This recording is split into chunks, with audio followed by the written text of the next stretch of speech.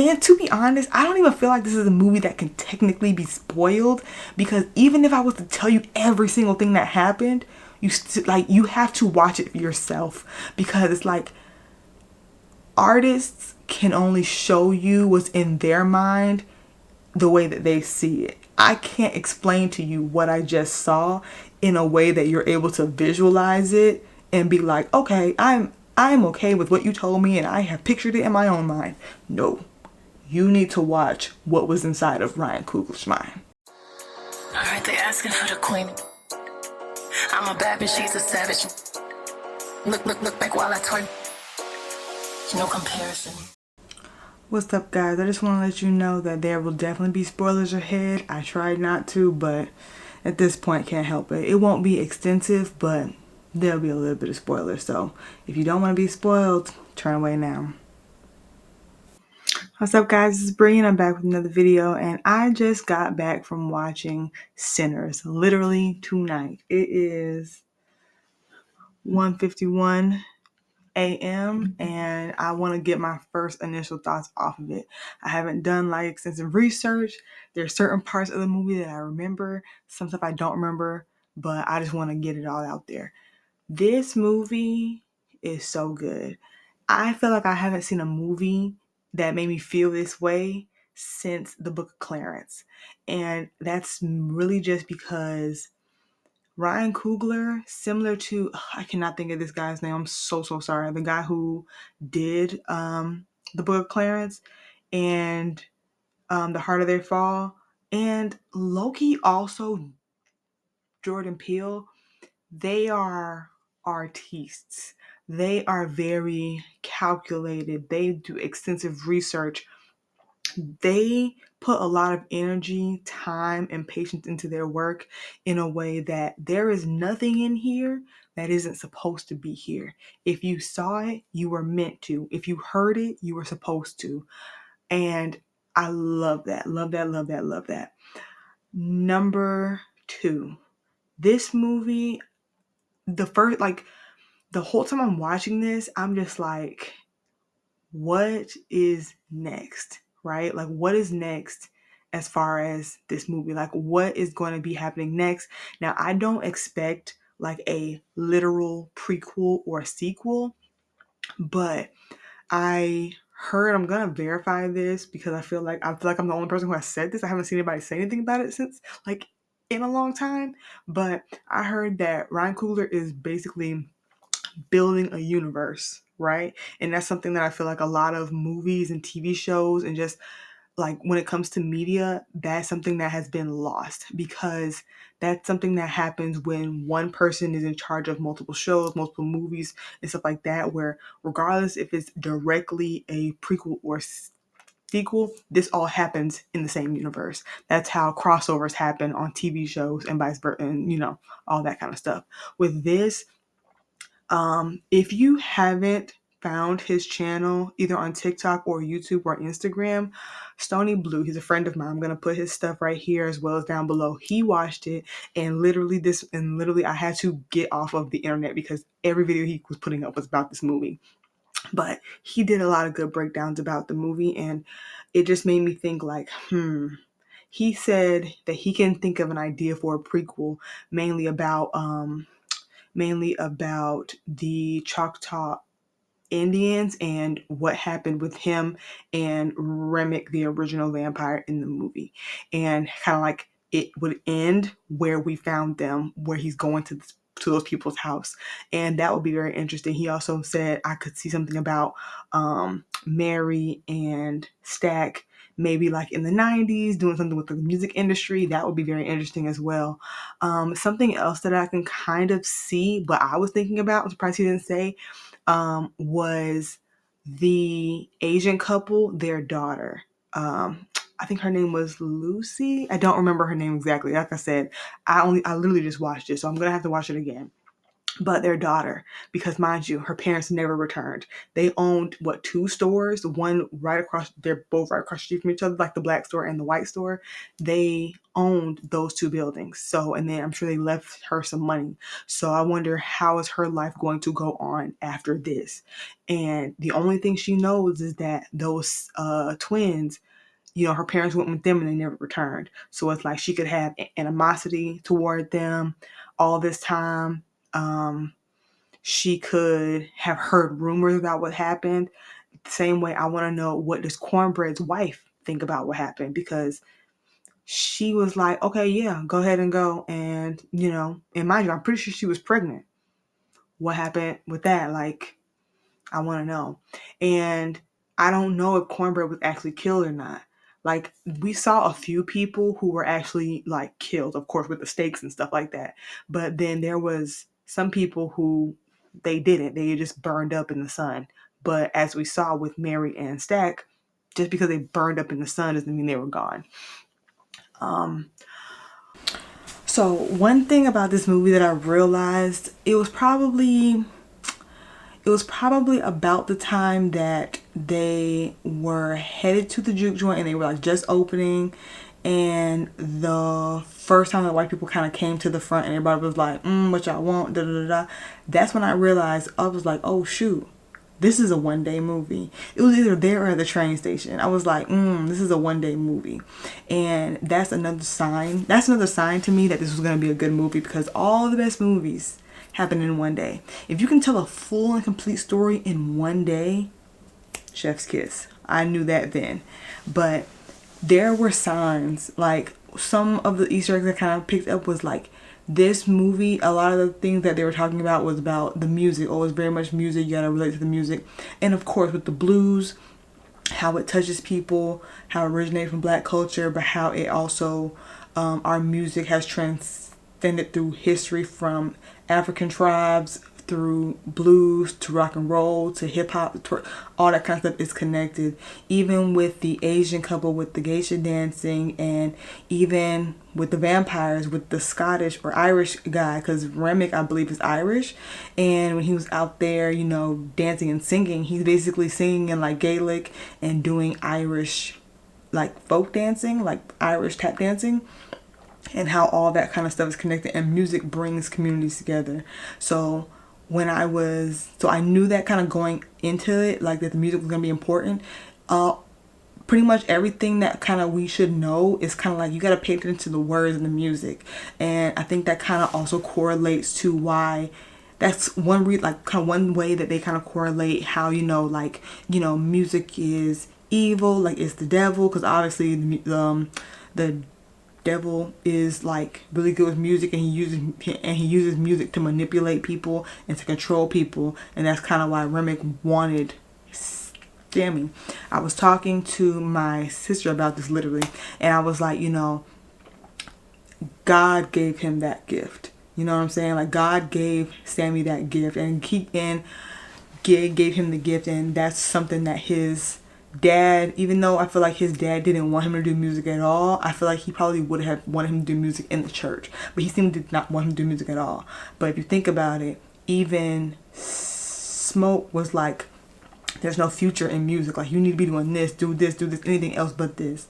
My sister was telling me that, that the guitar was basically kind of related to the story of the man who met the devil at the crossroads or something like that, and he became a famous musician. And in Stoney's video, he kind of touches on that as well, talking about how Sammy's character could have been loosely based off of that, and how basically at the end of the day he kind of did sell his soul, or he lost his soul. I personally would say that he lost his soul, because he basically told Stack, like, before the sun went down, that was the best day of my life.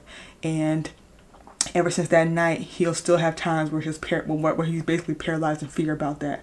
And I'm sure, like, even if you know, you were able to live that night. The fact that you know that that stuff is out there. I don't care who believes me, who don't believe me. I don't care where I go in the world. The fact that I know that those things are out there, I feel like I could never rest. Even if it wasn't just the memories of PTSD, the fact that I know that stuff is out there, I feel like I couldn't rest. I couldn't relax. I couldn't do nothing.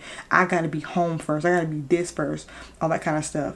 I was the only person in the theater to stay to the very, very, very end. So when I saw the very last, not cutscene, but you know what I'm talking about, like the little scene, it seemed to have been before anything happened that night because he was clean, and his guitar obviously was fine, but and he was singing This Little Light of Mine, right? It's like he's using his gift to praise God, you know what I'm saying? And it's like his dad thinks that, you know, music is bad and like you're going to play for these sinners and all this kind of stuff, but it's like, why can't God had given me this gift? It's like, yeah, I want to play out here, but I can play here too. Like I can praise God with my word. My sister was like, which I guess I can kind of see, but like that's not what I think. She was kind of like, you know, that he kind of stayed prayed up, and it's like, to me, I wouldn't, that's not what made me think that. I feel like what would have made him stay close to God or have that in him, and my thing is I don't even think that's the case, because when he thought he was gonna die, he was doing the Lord's Prayer, and it seemed like that's not what saved him. You know what I'm saying? I don't know. But he made sure to keep God close. You know what I'm saying? And I feel like that is kind of what helped him. The fact that he does come from a preacher, and even though he low-key went on a wrong path that night, he never did it again. Like he was very much aware. And then he has a scar to prove like what happened. Even if he ever wanted to forget, every time you look in the mirror, you remember what happened that night. And I think that was just like a good touch. I really, really enjoyed the music aspect. My favorite scene in the movie was the dancing scene where everything is lively, everything is this, and you start seeing little Easter eggs of like people from all different times, from I think it's West Africa, because as soon as I seen it, I recognized it, because I've seen a video of the dancing where like they're like moving their feet really, really fast. I've seen that video before, so it was that kind of like that tribesman. Then you saw some guys from like the 80s like doing like break dancing. You seen some like gangsters like crip walking on the side. You seen like, it's probably not called the geisha, but that's what she looks like to me. Like to kind of touch into the Asian culture, the Asian lady dancing around. Then you saw the, you know, the girls, hip hop girls in the back where the fish is frying, dancing and twerking next to just the ladies doing their own thing. Like all that combined is kind of how it's like our music is just natural with us, and it's like from our early beginnings to where we are basically now in our time, it's always connected. Even if it doesn't make sense to other people, it's like there's a reason why. Like it's a heartbeat, it's just within us. And I feel like that was just like such a good touch, even to the point where they brought in Remick, the vampire guy, doing his songs and his dancing, and it's like, okay, yeah, you're Irish, and that's important to them too. So I like that they kind of added that touch onto there. So that was really, really good. I also want to know more about the root lady, like Smoke's girlfriend, the one who was mystical. Her having roots and her having that power is something that the vampires also wanted to use. They wanted to use her, and they wanted to use Sammy.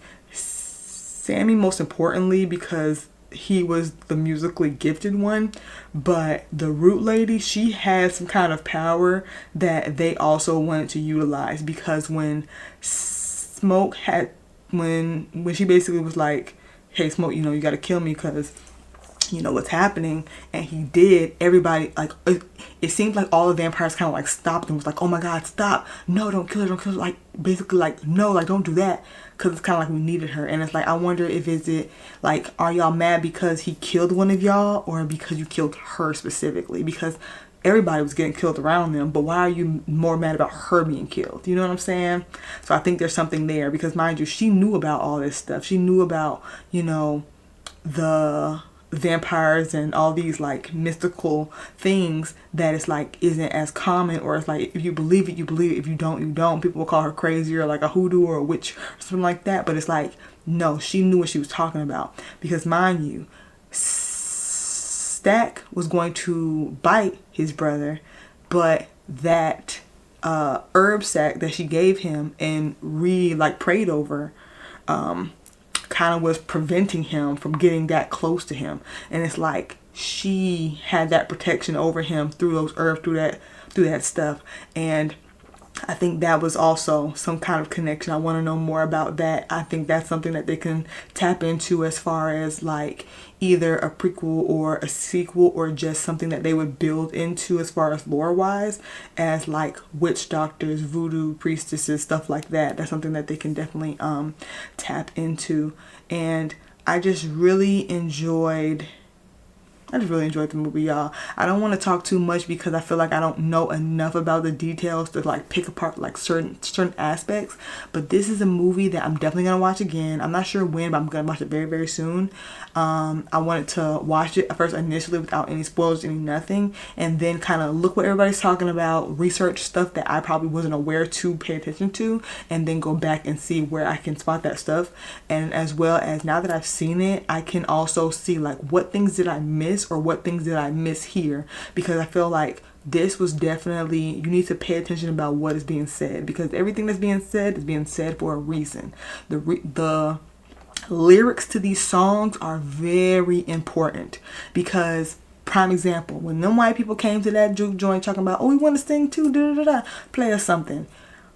Not only is their music not blues music, the lyrics that they were singing was a hell no for me.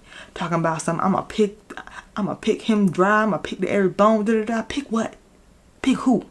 What are you talking about? And it's like, now, I mean, obviously after the fact, now that you know, like, mind you, when you're watching it, you know they're vampires. Even if they weren't vampires, I got 3 white people singing about picking somebody to the bone and all this kind of stuff. Who are you picking? Who are you talking about? What? And you want to come in here with all other black folks talking about you gonna pick somebody clean? Miss me. So that alone should have let them know something ain't right. Then it's like every single song, from the songs that the black people sing, that the white people sing, telling a story. The blues tells a story. You just have to listen to what is being told. And that just with every music. Some people, you know, they're not listening to the music. Andre 3000 said in Hey Ya, y'all not listen to me. Y'all not listening. Y'all just want to dance. And that be true. Y'all don't want to listen. Y'all just want to dance. And mind you, the blues, there's no happy blues songs. There's no happy blues songs. Y'all are singing to my pain.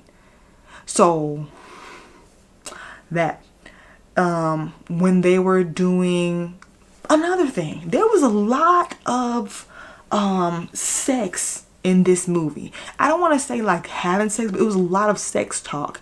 And not even like sex talk, it was a lot of oral talk. A lot of oral talk. And I feel like that's something that you don't really hear a lot in stuff. But I feel like, especially at that time, who was talking about eating girls out and licking them here and doing this? And then they only mentioned a girl putting in her mouth one time. But even then, like, who was saying stuff like that? You know? It was just like peculiar. It was very, very off. Like, what is that about? I wonder if that is something significant that like I'm not picking up on. I feel like I'm gonna research that and see like, what is this about? What is that about? What's with all the pussy eating?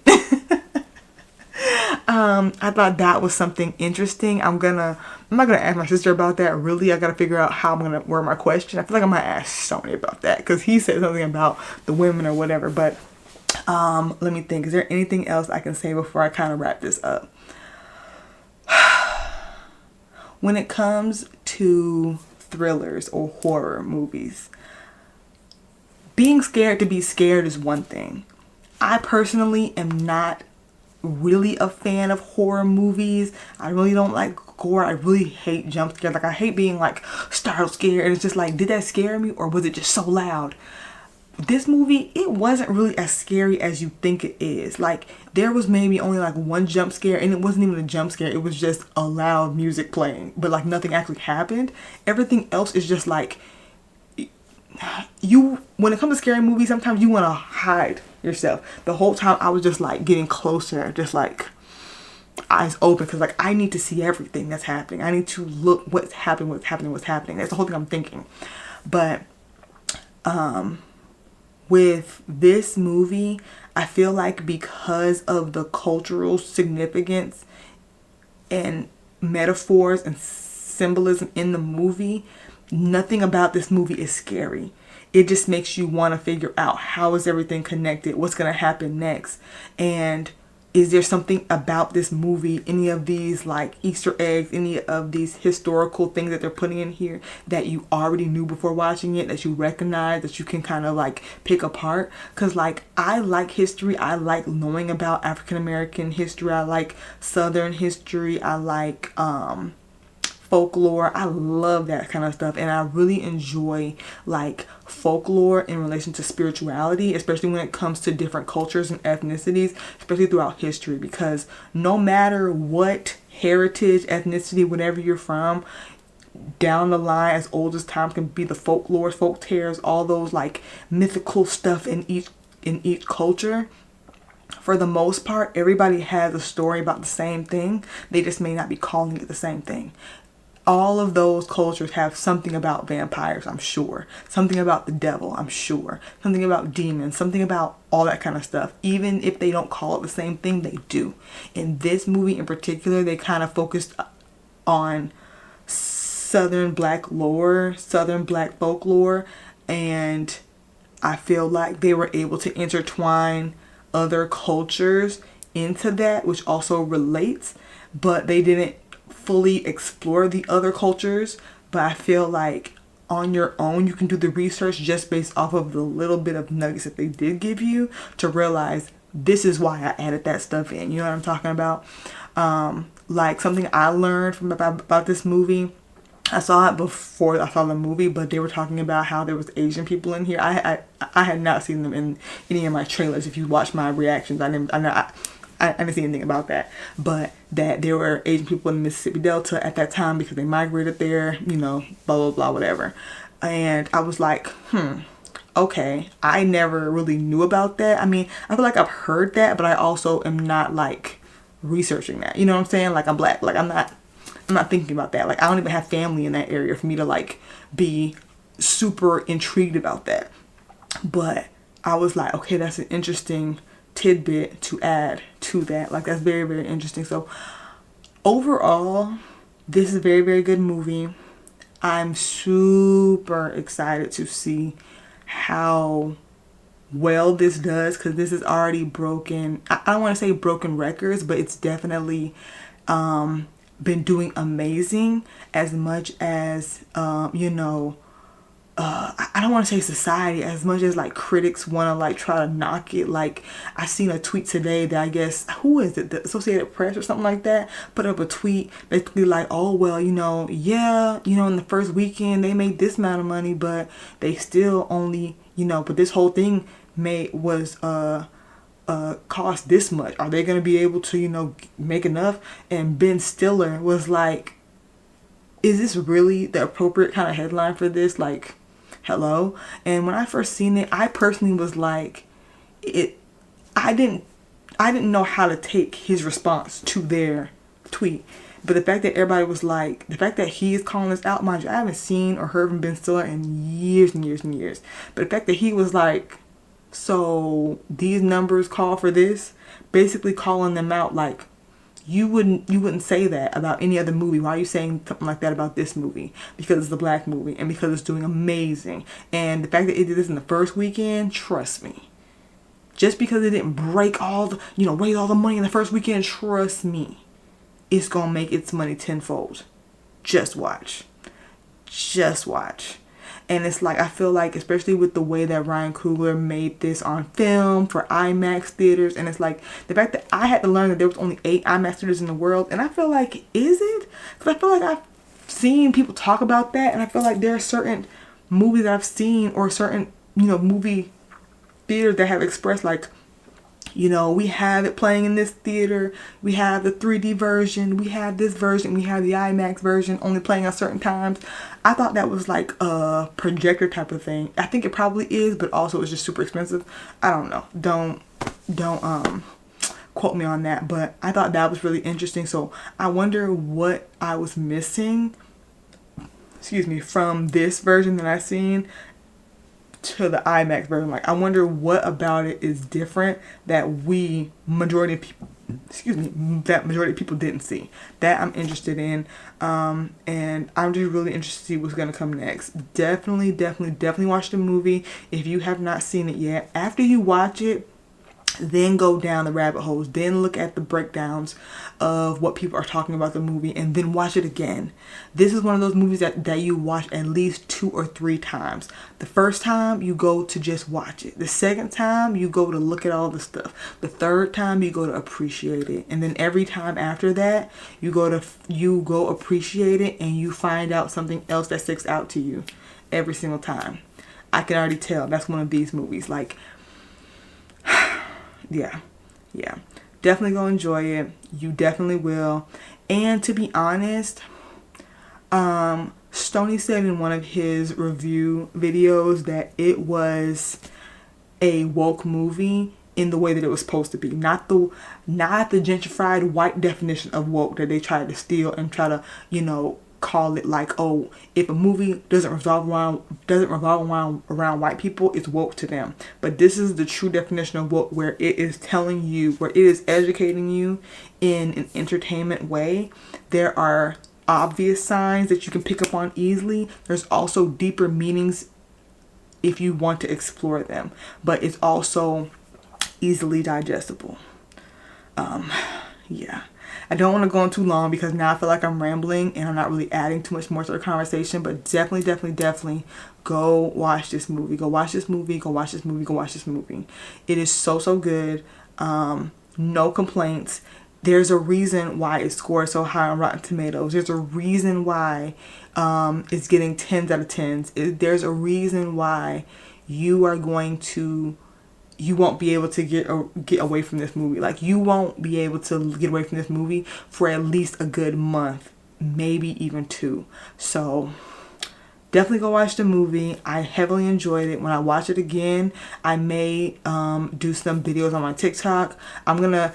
I'm really trying to get where Stoney is, like doing the breakdown and stuff like that. So I definitely am going to be looking for more details next time I watch it. Stay tuned to my TikTok. I may have some, you know, little videos come up about more like breakdowns things, or just my opinions and like analysis on certain things that I've seen, because I did have them. I just want to kind of flesh them out before I present them to you guys. So thank you for watching. There is, I know this was a lot, and I feel like I didn't go all over the place, but it still was just a lot. So thank you for watching my quick review.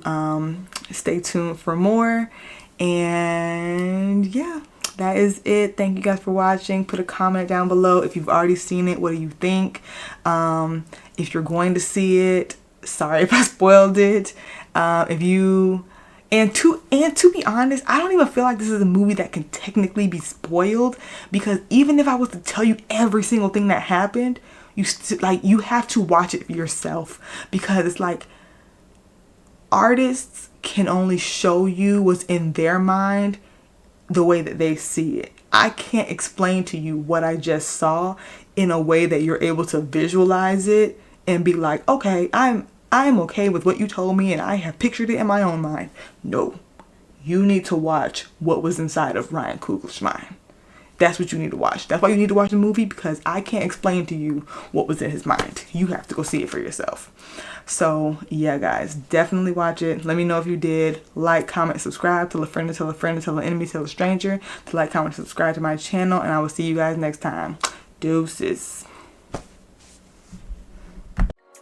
Look back while I twerk. No comparison. I'm a savage, yeah. Classy, bougie, ratchet, yeah. Sassy, moody, nasty, yeah. Acting stupid, what was happening? What was happening?